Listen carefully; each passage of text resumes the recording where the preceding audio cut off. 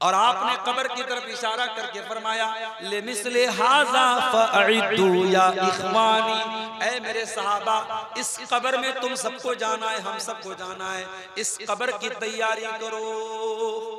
ओ मेरे प्यारे भाइयों, नबी ने हमें और आपको ये पैगाम दिया है, दुनिया की जिंदगी में कब्र की तैयारी कर लो, दुनिया की जिंदगी में आखिरत की तैयारी कर लो। वहां दोबारा कोई चांस नहीं मिलेगा। जो तुम्हें तैयारी करना है यही करना है, वहां जाने के बाद कोई दोबारा चांस नहीं मिलेगा। अल्लाह कुरान में कहता है जब जहन्नमी जहन्नम में चले जाएंगे वहुम यस्तरिकून फीहा रब्बना अखरिजना मिनहा नामल सालिहन गैरल्लज़ी कुन्ना नामल। जब जहन्नमी जहन्नम में जाएंगे चीखेंगे चिल्लाएंगे और कहेंगे ऐ अल्लाह एक बार तू जहन्नम से हमको निकाल दे। हम वादा करते हैं, हम प्रॉमिस करते हैं ऐ अल्लाह हम अब दोबारा कोई गुनाह नहीं करेंगे, कोई पाप नहीं करेंगे, अच्छा अमल करेंगे, नेक अमल करेंगे, मस्जिदों में दान देंगे, मदरसों में दान देंगे, सदका करेंगे, खैरात करेंगे, नमाज पढ़ेंगे, जिना नहीं करेंगे, शराब नहीं पिएंगे, वो बड़ी बड़ी बातें करेंगे। अल्लाह फरमाएगा अवलम नुअम्मिरुकुम मा यतज़क्करु फीहि मन तज़क्कर वजाअकुमुन नज़ीर। ऐ मेरे बंदो हमने तुमको पूरा पूरा टाइम दिया था, तुम 60 साल दुनिया में रहे, तुम 50 साल दुनिया में रहे, तुम 40 साल दुनिया में रहे, तुमको जवानी मिली, तुमको बुढ़ापा मिला, तुम बहुत कुछ कर सकते थे। अब दोबारा तुमको टाइम नहीं मिलेगा, तुम्हारा गेम ओवर हो चुका है, तुम्हारा टाइम फिनिश हो चुका है, तुम्हारा समय समाप्त हो चुका है। तो मेरे प्यारे नौजवान साथी, इस जवानी में अल्लाह को राजी करो और अल्लाह से जब बात करो तो ऐसे गिड़गिड़ा के बात करो, ऐसे गिड़गिड़ा के अल्लाह से माफी मांगो जैसे बच्चा अपनी माँ के सामने तड़पता है। मैंने एक वीडियो देखा, एक बूढ़ा हरम में बैठा है, खाने काबा के सामने बैठा है और अल्लाह के सामने ऐसे जोर जोर से हाथ हिला रहा है जैसे कोई बच्चा अपनी माँ से कोई चीज मांगता। अल्लाह के सामने जितना दर्द के साथ और तड़प के साथ मांगोगे अल्लाह उतना जल्दी तुम्हारी तौबा को कबूल करेगा। मेरे भाइयों तौबा कर लो, इसके पहले कि तौबा का चांस खत्म हो जाए, इससे पहले कि अल्लाह ताला के यहाँ गेम ओवर हो जाए, समय समाप्त हो जाए और मौत का फरिश्ता आ करके आपकी सांसों की डोर को तोड़ दे, आपकी सांस चलना बंद हो जाए, आपका दिल धड़कना बंद हो जाए, आपकी नब्ज चलनी बंद हो जाए, उसके पहले तौबा कर लीजिए, अल्लाह से माफी मांग लीजिए। और जब अल्लाह से तौबा करेंगे तो कितना बड़ा भी गुनहगार हो, अगर सच्ची तौबा करेगा अल्लाह उसको माफ करने को तैयार है। अगर अल्लाह की तरफ आप एक बित्ता चलेंगे अल्लाह आपकी तरफ एक हाथ चलेगा, आप एक हाथ चलेंगे अल्लाह आपकी तरफ एक गज चलेगा, आप चल के जाएंगे अल्लाह ताला दौड़ के आपके पास आएगा। आप अल्लाह की तरफ रुजू तो कीजिए, आप अल्लाह से तौबा तो कीजिए, आप अल्लाह से माफी तो मांगिए। ये रात का सुहाना वक्त है मेरे प्यारे साथियों, इस वक्त दुआएं कबूल होती हैं, इस वक्त अल्लाह ताला आसमान दुनिया पर उतरता है, नाज़िल होता है और कहता है ऐ मेरे बंदो है कोई मांगने वाला जो मुझसे मांगे और मैं उसकी दुआ को कबूल करूं, है कोई माफी मांगने वाला, है कोई मग़फ़िरत तलब करने वाला जिसकी मैं मग़फ़िरत कर दूं। इस सुहाने टाइम में मेरे प्यारे साथियों घर जाके मोबाइल में न लग जाना, रील्स न देखने लगना, गुनाहों के बाजार गर्म न कर देना।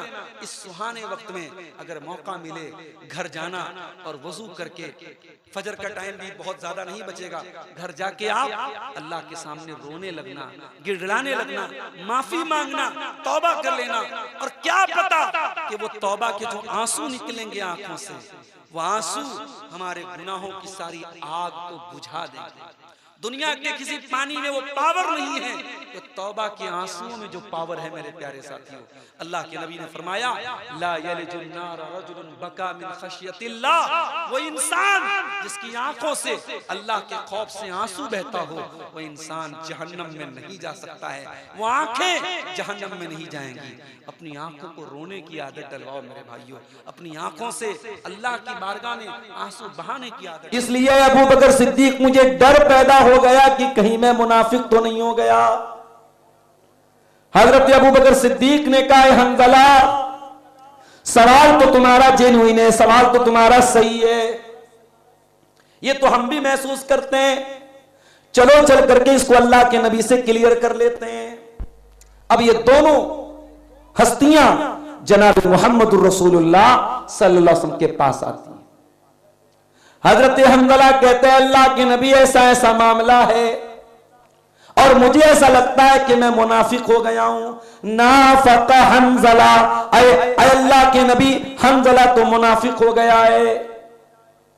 हजरत हंज़ला ने दूसरों पर फतवे नहीं लगाए, दूसरों को मुनाफिक नहीं कहा, अपने आप को कहा कि अल्लाह के नबी मुझे ये डर हो रहा है, मुझे ये डाउट हो रहा है कि कहीं मैं मुनाफिक तो नहीं हो गया।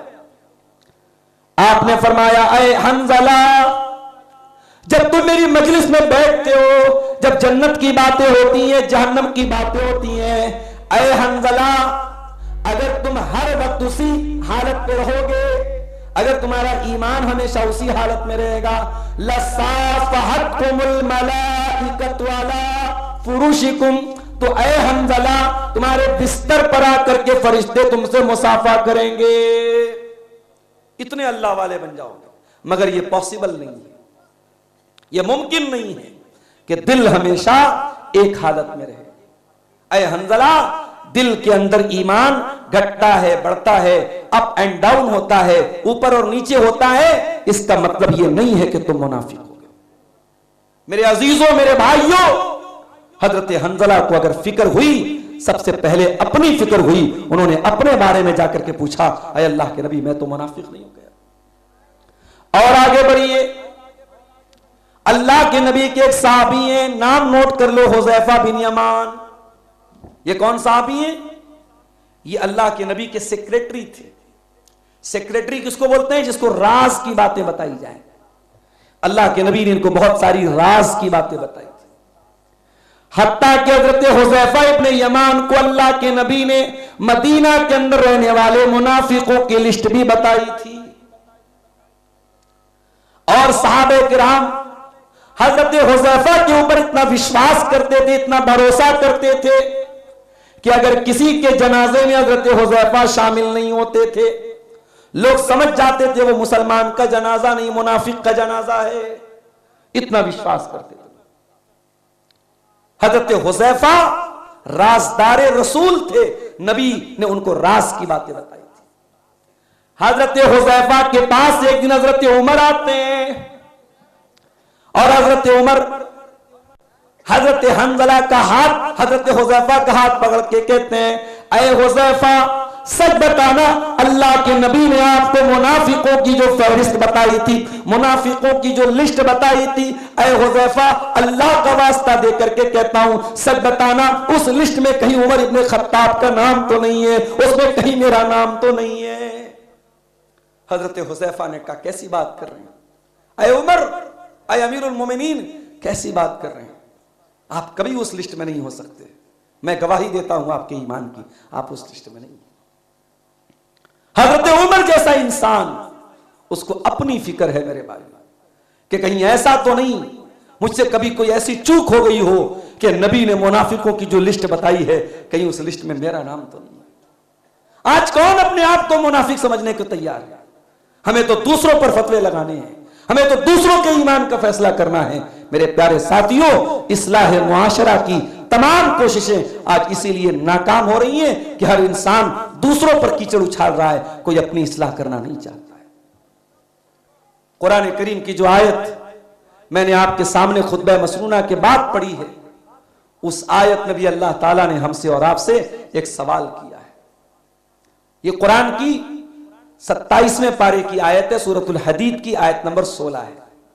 और ये सवाल अल्लाह ताला ने 1400 साल पहले अपने नबी के सहाबा से किया था, जबकि सहाबा बहुत मजबूत ईमान वाले थे, उनके सामने तो हम कुछ भी नहीं हैं। कुरान ये सवाल आज भी हमसे और आपसे करता है।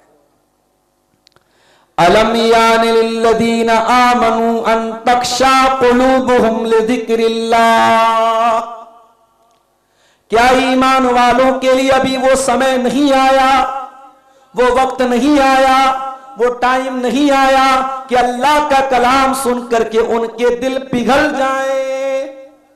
अन तख्शा कुलूबुहुम लिज़िक्रिल्लाह वमा नज़ल मिनल हक़्क़ि अल्लाह ताला ने जो आयतें कुरान की नाजिल की हैं, जो हक बातें अल्लाह ताला ने नाजिल की हैं, उन आयतों को सुनकर क्या ईमान वालों के दिल अभी भी नहीं कांप रहे, अभी भी नहीं लरज रहे? कुरान हमसे और आपसे सवाल कर रहा है, क्या है मुसलमानों, अपने दिल पे हाथ रख के बताओ, क्या अल्लाह का कलाम सुनकर तुम्हारे दिल नरम होते हैं, तुम्हारे दिल कांपते हैं, तुम्हारे दिल लरसते हैं, तुम्हें अल्लाह का खौफ महसूस होता है? नहीं होता। अगर नहीं होता तो कुरान आगे क्या कहता है, वला यकूनु कल्लज़ीना ऊतुल किताब मिन क़ब्लु, ऐ मुसलमानों तुम यहूदियों की तरह न हो जाना, तुम ईसाइयों की तरह न हो जाना। यहूदियों को तौरात मिली, ईसाइयों को इंजील मिली, उन्होंने तौरात को भुला दिया, उन्होंने इंजील को भुला दिया। ऐ मुसलमानों, यहूदियों के दिल सख्त हो गए, ईसाइयों के दिल सख्त हो गए। ऐ मुसलमानों, तुम्हारे दिल इतने कठोर न हो जाए, इतने सख्त न हो जाए, इतने टाइट न हो जाए कि अल्लाह का कलाम सुन करके भी तुम्हारे दिल न पिघले। आज वो हालात आ चुके हैं मेरे भाई। आज कुरान सुन करके भी लंबी लंबी तकरीरें, मगरिब बाद से प्रोग्राम शुरू होता है और फजर की अजान तक कभी कभी चलता है, इतनी तकरीरें, इतनी आयतें, और सुन करके हमारे दिल में कोई तब्दीली नहीं होती। इसका मतलब यह हुआ कि हमारा दिल बहुत कठोर हो चुका है, और दिल जब कठोर हो जाए, दिल जब सख्त हो जाए, तो माफ करना मेरे भाई, फिर दिल पर कुरान असर नहीं करता। क्यों? क्योंकि कुरान तो वो किताब है, लौ अंज़लना हाज़ल कुरान अला जबलिन लरअयतहु खाशियम मुतसद्दिअम मिन खशियतिल्लाह।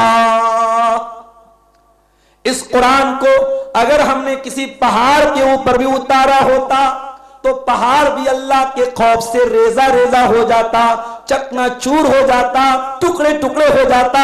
पहाड़ भी कुरान के पावर को सहन न कर पाता। कुरान इतनी पावरफुल किताब है, इतनी पावरफुल किताब कुरान है। बड़े बड़े हॉलीवुड की हीरोइनें, हॉलीवुड के हीरो, जिनके पास पैसे की कमी नहीं, जिनके पास शोहरत की कमी नहीं, कुरान पढ़ करके उनका दिल नर्म हो जाता है। लेकिन मेरे प्यारे साथियों, ये कुरान आज हम पढ़ते हैं, सुनते हैं, तकरीरों में सुनते हैं, जुमा के खुतबों में सुनते हैं, हमारा दिल पहाड़ से भी ज्यादा सख्त हो चुका है। हमारा दिल कुरान से मुतासिर नहीं होता, कुरान से प्रभावित नहीं होता, कुरान का कोई असर हमारे दिल पर नहीं पड़ता। यही कुरान तो था जिसने हजरत उमर फारूक के दिल की दुनिया को बदल दिया था। हजरत उमर कौन थे? इस्लाम के बड़े कट्टर दुश्मन, नबी के बड़े कट्टर दुश्मन थे। कुरान को सुनना भी गवारा नहीं करते थे। एक दिन हजरत उमर खाने काबा के पास से जा रहे थे। अल्लाह के प्यारे नबी खाने काबा के पास बैठ करके कुरान पढ़ रहे थे। कभी गौर करना मेरे भाइयों, अपने नौजवान साथियों से खास तौर से कहूंगा, जरा अपने दिल पर हाथ रख के बताओ, आखिरी बार आपने कुरान कब उठा के पढ़ा है? शायद कुछ लोगों के मुंह से यह जवाब मिले कि रमजान में पढ़ा था, उसके बाद अभी नौबत नहीं आई। आखिरी बार व्हाट्सएप कब चेक किया? 5 मिनट पहले। आखिरी बार इंस्टाग्राम पर रील कब देखी? 5 मिनट पहले। आखिरी बार फेसबुक कब खोला? 2 मिनट पहले। यूट्यूब कितनी बार देखा? 50 बार देखा। जो दर्जा हमें कुरान को देना चाहिए था, वो दर्जा आज हमने मोबाइल और सोशल मीडिया को हम दे के बैठे हैं मेरे भाई। हमारे नौजवानों के कानों में ईयरफोन लगा है, कुरान नहीं सुन रहे हैं। वो क्या सुन रहे हैं? भोजपुरी गाने सुन रहे हैं। वो क्या सुन रहे हैं? म्यूजिक सुन रहे हैं, संगीत सुन रहे हैं, गाने सुन रहे हैं। और जब ये मंजर हम देखते हैं मेरे प्यारे साथियों, मैं कभी कभी कार से जाता हूं, रात का टाइम रहता है, ड्राइवर, बहुत सारे ड्राइवरों का बड़ा मसला रहता है। अब हम लोग चूंकि साथ में सफर कर रहे हैं तो ड्राइवरों की मुखालफत भी नहीं कर सकते, ड्राइवर से पंगा भी नहीं ले सकते। तो कभी कभी ड्राइवर कहता है, मौलवी साहब देखिए रात का टाइम है, आप आराम से सोइए, मैं थोड़ा गाना सुनूंगा। मुसलमान ड्राइवर भी कहता मैं गाना सुनूंगा। तो मैं कहता हूं चलो भाई हल्के साउंड में तुम सुन लो, मैं पीछे थोड़ा सो लेता हूं। गाना सुन करके मुसलमान के दिल को सुकून मिल रहा है। मेरे भाई, तूने जाना ही नहीं कि सुकून किसको कहते हैं। कुरान कहता अला बिज़िक्रिल्लाहि तत्मइन्नुल कुलूब, ईमान वालों के दिल को अल्लाह के कलाम से सुकून मिलता है। आप अइम्मे हरमैन की तिलावत सुन लीजिए, शेख अब्दुल रहमान अस्सुदैस की तिलावत सुन लीजिए, शेख सऊद अश-शुरैम की तिलावत सुन लीजिए, शेख यासिर अद-दौसरी की तिलावत सुन लीजिए, शेख माहिर अल-मुअक्किली की तिलावत सुन लीजिए, शेख बंदर बलीला की तिलावत सुन लीजिए, और जितने भी अइम्मे हरमैन हैं उनकी तिलावत आप यूट्यूब पर एक बार लगाइए और सुनिए। ईयरफोन लगा के सुनिए, एयरपॉड लगा के सुनिए मेरे भाइयों, आप अकेले में बैठ करके सुनिए, आपको ऐसा लगेगा कि कुरान आपके दिल पर असर कर रहा है। अगर दिल में ईमान बाकी है तो कुरान डायरेक्ट आपके दिल पर असर करेगा। मगर हमने अपने दिलों को मुर्दा कर दिया है मेरे भाइयों। हमारे दिलों को आज म्यूजिक से सुकून मिलता है। और जब मैं नौजवानों को ईयरफोन लगाकर म्यूजिक सुनते हुए देखता हूं, मुझे नबी की वो हदीस याद आती है।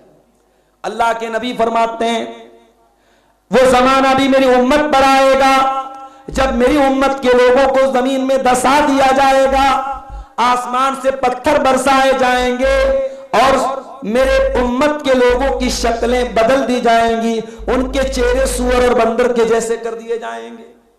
सहाबा ने पूछा, अल्लाह के नबी वो दौर कब आएगा? आपने फरमाया, इज़ा ज़हरतिल क़ैनात वल मआज़िफ़, जब नाचने गाने वालियां उनके घरों में आ जाएंगी, योज़फ़ वाला रूसिहिम, उनके सर के ऊपर नाच गाना बजेगा, अपने सरों के ऊपर वो नाच गाना बजाएंगे। अल्लाह अकबर।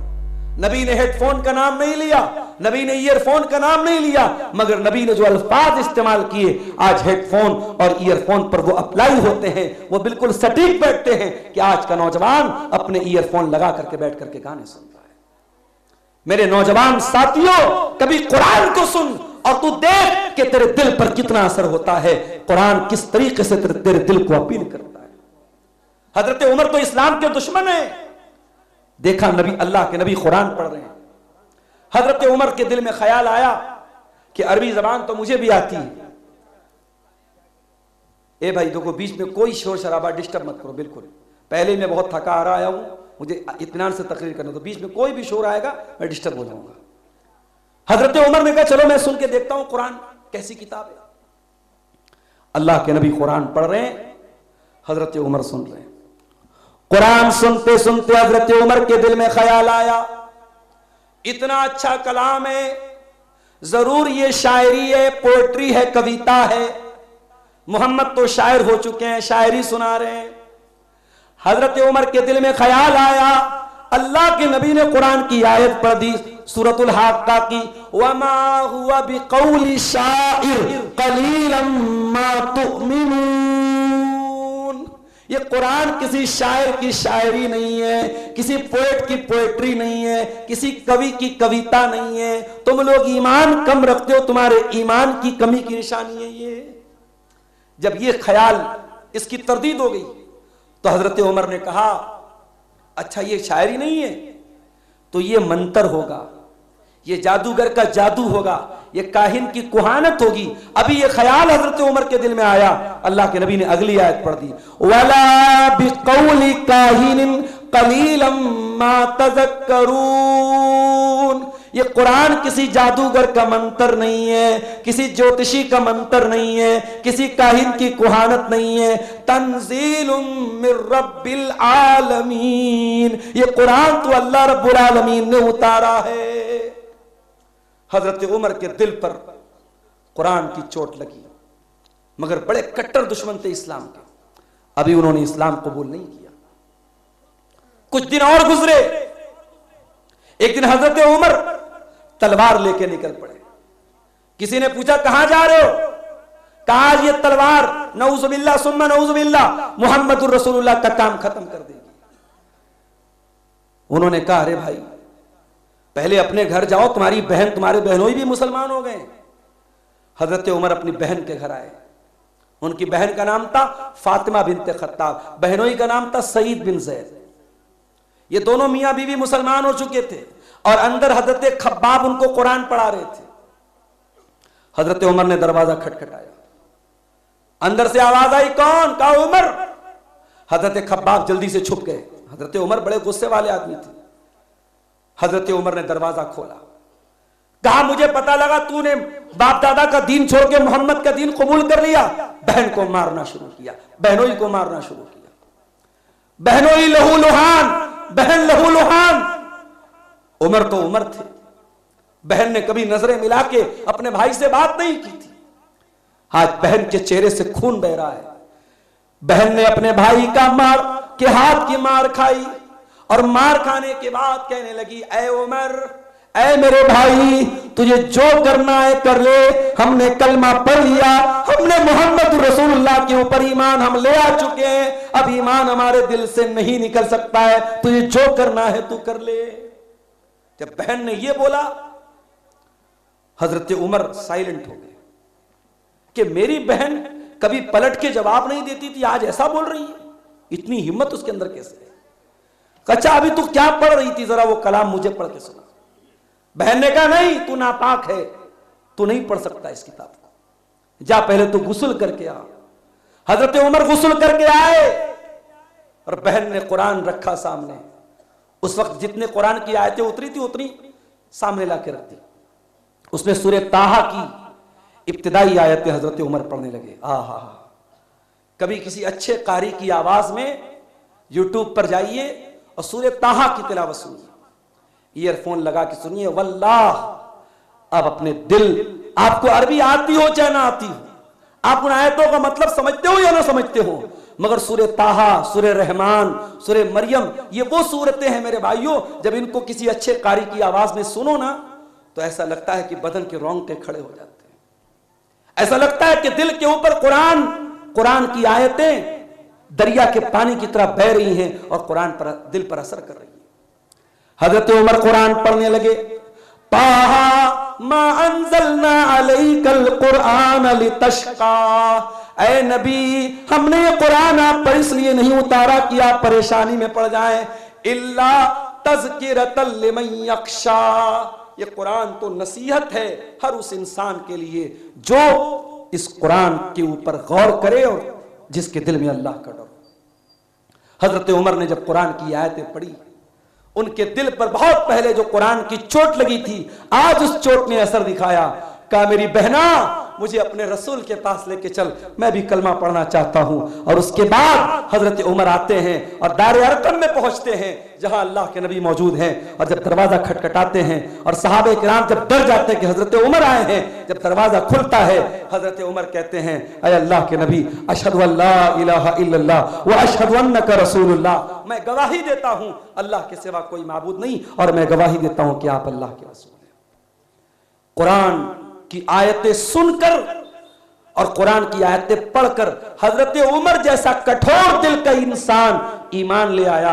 अब मैं आपसे वही सवाल करता हूं जो कुरान 1400 साल पहले हमसे कर चुका है, अलम यानि लिल्लदीना आमनू अन तख्शा कुलूबुहुम लिज़िक्रिल्लाह, ऐ शराब पीने वालों, ऐ झूठ बोलने वालों, ऐ ज़िनाकारी और बदकारी के गुनाह में मुलविस हो जाने वालों, ऐ पर्दा न करने वाली लड़कियों, ऐ हराम रास्तों की तरफ जाने वाले नौजवानों, क्या ईमान वालों के लिए अभी वो समय नहीं आया? क्या अब भी वो वक्त नहीं आया कि अल्लाह का कलाम सुन करके उनके दिल पिघल जाए, वो तौबा कर ले, वो अल्लाह की बारगाह में आंसू बहा करके अपने गुनाहों की माफी मांग ले? दुनिया में जब हम किसी के सामने रोते हैं ना, तो दुनिया वाले कहते हैं ये कमजोर है इसलिए रो रहा है। किसी के आंसू अगर किसी के सामने गिर जाए, दुनिया वाले कहते हैं यार बड़ा कमजोर आदमी है, रोने लगा। मगर ये आंसू जब अल्लाह के सामने गिरते हैं मेरे भाई, इन आंसुओं की अल्लाह के यहां बड़ी वैल्यू है, बड़ी कदर है। अल्लाह के नबी फरमाते हैं, अल्लाह ताला को दो चीजों से बहुत मोहब्बत है, लैसा शैउन अहब्बु इलल्लाहि मिन कतरतैन, दो कतरे अल्लाह ताला को बहुत पसंद हैं, कतरतु दुमूहिम मिन खशियतिल्लाह, एक अल्लाह के खौफ से बहने वाला आंसुओं का कतरा अल्लाह को बहुत पसंद है।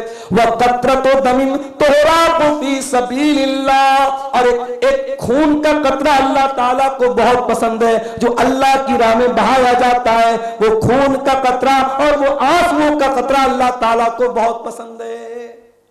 अरे रोना है तो कभी अल्लाह के सामने रो मेरे भाई।